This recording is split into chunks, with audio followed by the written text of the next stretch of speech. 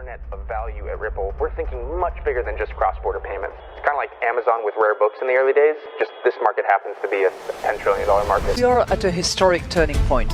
Said in the past that you are doing for money what email did for communication. Moving the whole revolution forward. Take on it. There's trillions of dollars parked around the world. XRP. Is there a possibility that Ripple could take over Swift one day? Well, welcome back, ladies and gentlemen, to another episode of 24 Hours Script. Let's get right in today's video. I am so fired up. You have no idea. What Jack Mallers just said, I don't even know how to comprehend. I've seen a lot of dumb things said in this space, especially with some of the idiots that say stuff in the comments down below about XRP. Listen, anybody that leaves a negative comment, you are a moron. Okay, you do not understand Ripple, you do not understand XRP, and you do not want to do your research to understand that Ripple and XRP is going to take over Bitcoin. I am not a maxi. I lay out the facts. And what Jack Mallers just said might take the crown to be one of the most idiotic things I've heard in my life. He was replying to Tucker Carlson, who said, I haven't bought Bitcoin because I don't know who created it. In that, and everyone's like, oh, you're crazy buying gold. Yeah, you know, it was good enough for the Phoenicians, it's good enough for me. And I in general don't get involved in anything I don't understand. I think that's a really good rule. There's some things I think I understand, turns out I didn't understand them, but in general I try to limit myself to things I understand. And nobody can explain to me who Satoshi was, the creator of Bitcoin, this mysterious guy who apparently died but nobody knows who he was. You know, I grew up in DC primarily, in a government family, so CIA. That's my guess, can't prove it, but like, you're telling me to invest in something whose founder is like mysterious and has billions of dollars of unused Bitcoin, like what is that? And no one can answer the question, including some of the biggest holders of Bitcoin in the world. Do I know personally? They're like, oh, it doesn't matter, it matters to me, right? That's a completely normal, logical statement, isn't it? That's how any smart person thinks before putting their money into something they don't fully understand. But Jack Mallers' response was insane. He said, if you think knowing who created Bitcoin matters, you don't understand it. Bitcoin is open source. Nobody has special rights, and everyone can verify that. It doesn't matter who created Bitcoin. Bitcoin is a neutral technology like math. Who invented math, he asks. And then he says, while we're at it, what about English, the language? Who invented that? Should I even be talking to you right now? Okay, listen. This is not genius. This is not deep. This is flat out embarrassing. And the information that I'm going to lay out right in front of you, you are going to start thinking. And I want you to share this with everybody you know. This is insane. Do you not understand what just happened in CV19? Are you guys blind? Right? Even when you take a look at Satoshi's wallet, take a look at this. Like, wait until I really break this down. Because even when you take a look at the emails from Satoshi back from 2009, he sent an email January 8th, 2009 to Hal Finney saying, thought you'll like to know the Bitcoin V1 release with blah, blah, blah, blah. Okay? But you know what's so important about this is nobody talks about this important part and why individuals are coming over to Ripple. The Great Recession and its aftermath. The 2007 to 09 economic crisis was deep. And it says here that the recession ended in June 2009, but economic weakness persisted. And I want to bring this to your attention. Sheila Blair. She is with Ripple on the board of advisors on RLUSD. And she was from 2006 to 2011, she was steering the agency through the worst financial crisis since the Great Depression. And Sheila, she was named twice by Forbes magazine as the second most powerful woman in the world. And she helped steer the financial crisis back in 2009. And this is the best part, right? Bitcoin was created right after that. Like, come on. Jack, I don't even know what to say. I really do not know what to say here, because you're not talking about a language or a math problem. You're talking about a financial system that holds hundreds of billions of dollars. You're talking about something that governments are watching, institutions are investing in, and millions of people trust their life savings with. And honestly, I'm not even going to lie, I'm probably going to sell my Bitcoin. And I don't even care if they pump Bitcoin to $500,000 or $1 million, but I cannot hold this thing anymore. I don't care. It is actually... I do not want to hold it because the community is so freaking dumb. It is disgusting. It is embarrassing to hold this piece of shit. Okay, pardon my language, but I am so rallied up after what this little man said. Okay? He answers with, who invented math? Bro, the difference is that math didn't mine 1.1 million Bitcoins. The English language doesn't have private keys controlling $119 billion worth of value. Bitcoin does. And nobody knows who owns it. Nobody knows if a person, a group, a government, or something else entirely. And that's right. There is why Tucker Carlson questions matter. And even when you listen to Christine Lagarde, the head of the ECB, previously the head of the IMF, but little Jack probably doesn't even know who this individual is. Include Bitcoins.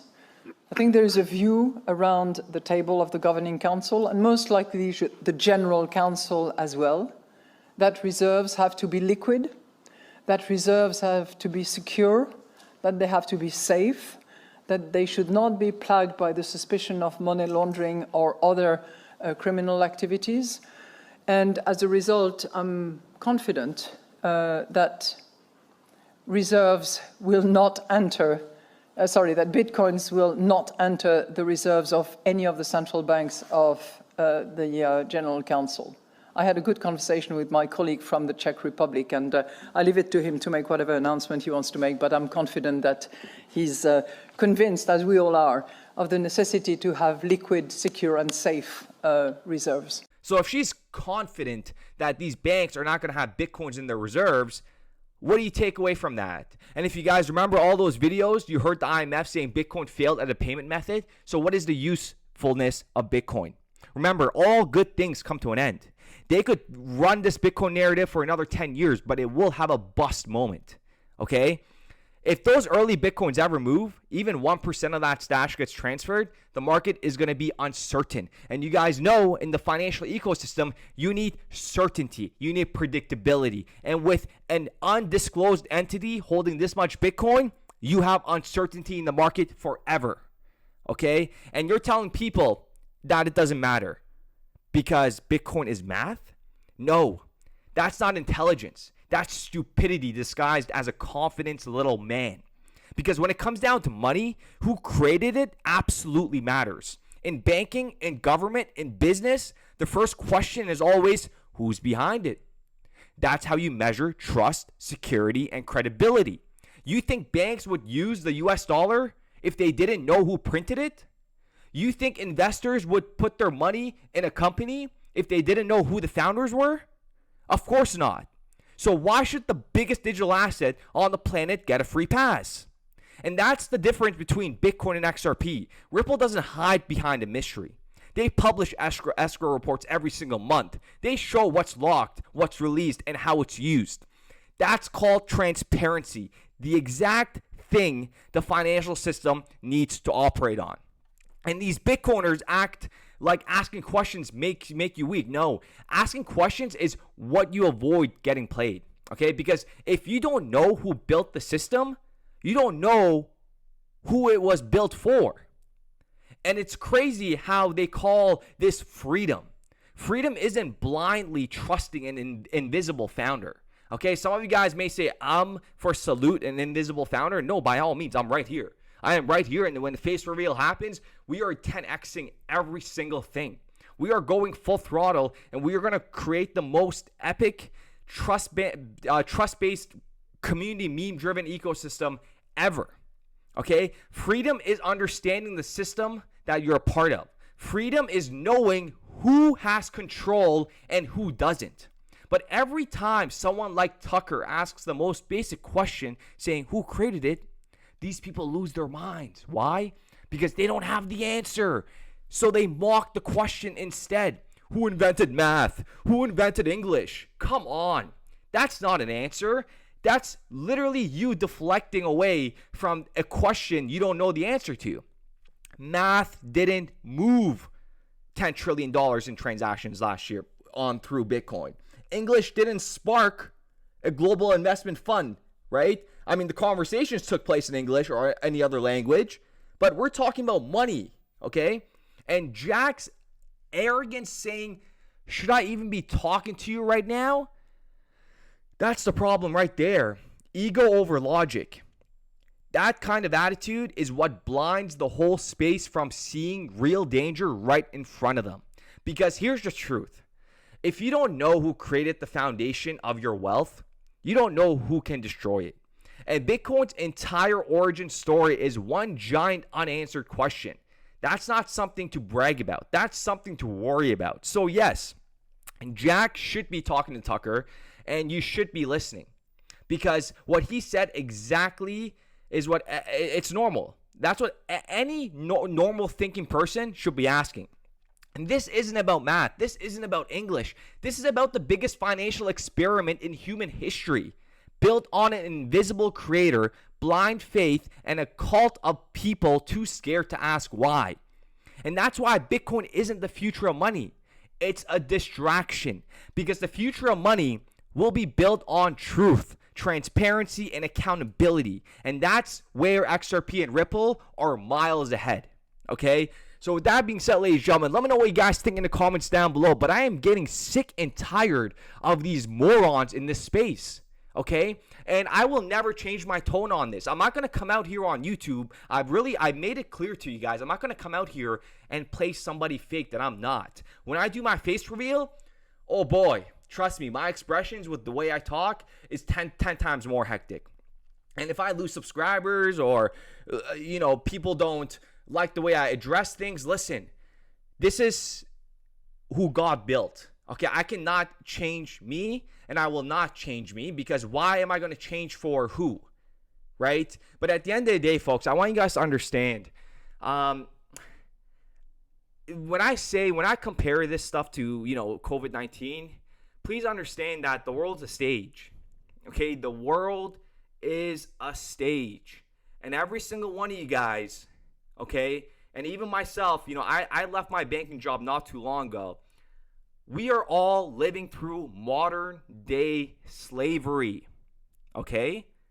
Understand that. We are living through modern day slavery. Back then, there was slavery, right? You would get food and stuff like that. And all of a sudden, they created this thing called money, printer. And then they gave us these printers. Well, they didn't give us the printers. I wish they gave us those printers. But they gave us these fiat paper, and they told you that this has value. Okay, I want you guys to really think outside the box here and understand the world we live in, right? And I talked about this in my video on our live the other day. It's like we didn't go to the moon. And if I hope I lose subscribers, because I don't even want that brain dead brain cells listening to my content. If you think we went to the moon and we never went back again with the technology we have today, my goodness, you are so blind. It is absolutely insane. But you're not that blind if you're here listening to this stuff. So congratulations. But in reality, folks, just understand that we never went to the moon. Never. Because if we did it way back in the years when we had no technology, why can't we just go now just to check it out and give us a little better picture, right? Take an iPhone picture instead of whatever they had back then. So with that being said, ladies and gentlemen, think about the whole entire world, not just this crypto ecosystem. Look at past history, okay? This money thing means absolutely nothing. And Bitcoin will have its day. And the fact that Jack came out here and is talking all this BS blows my mind. And don't forget, this thing came out just as the financial crisis ended. You can't make that up. everything that I just said in today's episode, they're all facts. Honestly, I'm not trying to boost my ego, but every single thing that I said in today's episode is the truth. It is the truth. And when Ripple and its digital asset XRP take over the number one spot on Bitcoin, I want to hear what this Down syndrome Jack Mallers has to say, because I am, I couldn't sleep last night after I saw this. And if you guys recall, my other video was pretty intense as well about these individuals saying that Chris Larson was dumping XRP on retail. Man, it is truly incredible. It is truly incredible. All I'm gonna say is this community, this 24 hours community, we are gonna have such a great ride, and we are on the right side of history. And there is zero doubt in my mind that we are incorrect. Zero. I'm not delusional. I always look at things from different angles. I've told you guys that many, many times. But all I know is right now, this whole crypto ecosystem is a casino. And once they're ready to implement and utilize these digital assets in the new financial infrastructure that is being built, and that is being built, this is a fact, with the help of Ripple, hip to hip with the IMF, the World Bank, WEF since day one. Okay?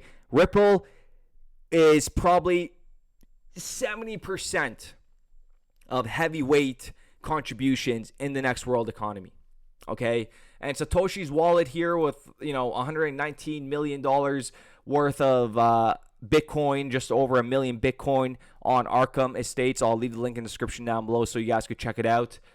One day, this, even if it moves, I don't even care what happens anymore. But I'm honestly, I'm gonna sell my Bitcoin, and when I do it, I'll make that announcement. That doesn't mean you guys go sell your Bitcoins. Okay, I've always said it is good to have your portfolio. If you have a Bitcoin, hedge it. I'm not selling it yet. I'll wait until it goes up a little bit higher. But it's just, guys, let me know in the comments down below. Like, how is it me, or is something not right here?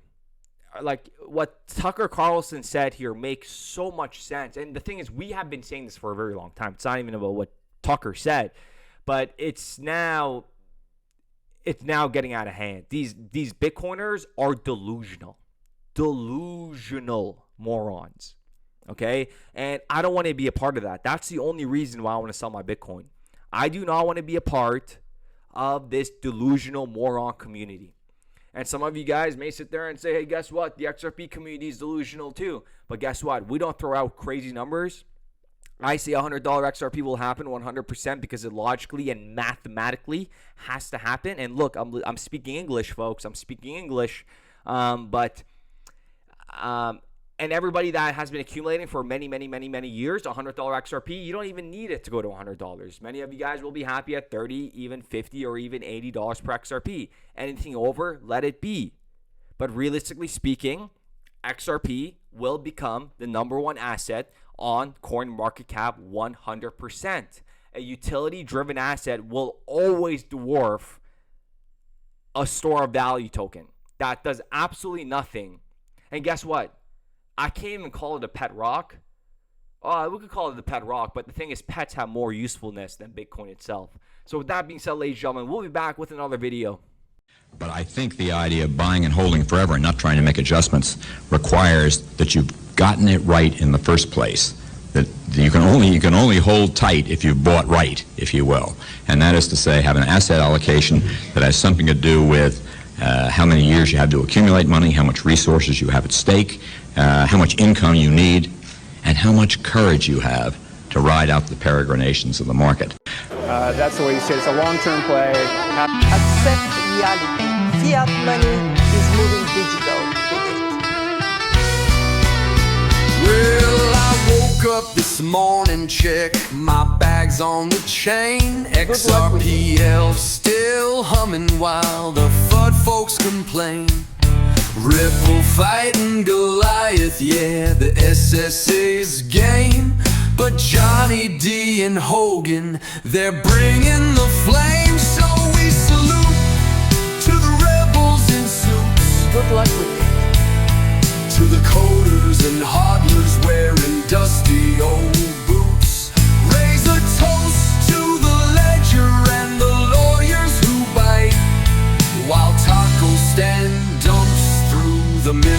the night. Accept reality. Fiat money is moving Brad digital. G's on the mic saying clarity now, while Shorts codes the stars with the hologram cow watch. The haters keep chirping, but the people ain't blind. This ain't some mean dream, it's the internet spine. Regulators stalling, but the clock's ticking fast. Ripple drops the case like a baseline blast. Communities united, from Twitter to the street. We meme through the madness and never admit defeat. That's the way you say it. It's a long-term Yeah, play. we salute to the devs and the geeks, to the ledger that clears in seconds, not weeks. To D, to Hogan, to legal delight, and the salty old taco that just loves to spite. Hey Jed, you done yet? Or you got another dump scheduled for lunch? So here's to the warriors, the freaks, and the fans, waving salute tokens like battle flags in hand. It ain't just about coins, it's a movement, a pact. We defend what we build, and we're taking it back. Come on, salute to the ones in the fight, to the token that laughs in regulatory spite, to Schwartz, Brad, and the ones still believing, even while Taco stands always leaving.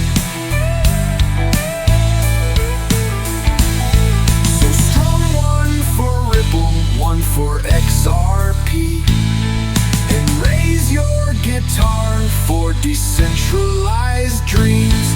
This song's for the ledger, the truth and the proof. With a smile and a nod, we say salute.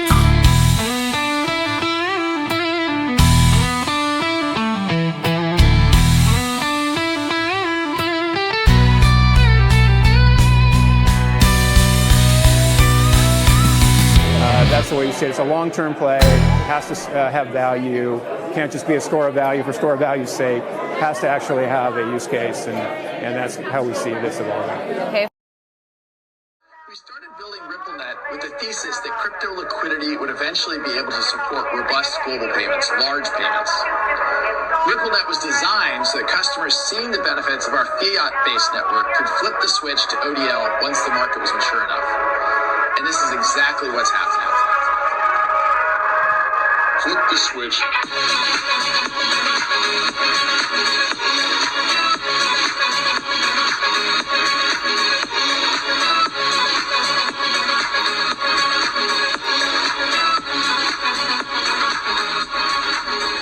I think what we're building has, it's solving a real problem.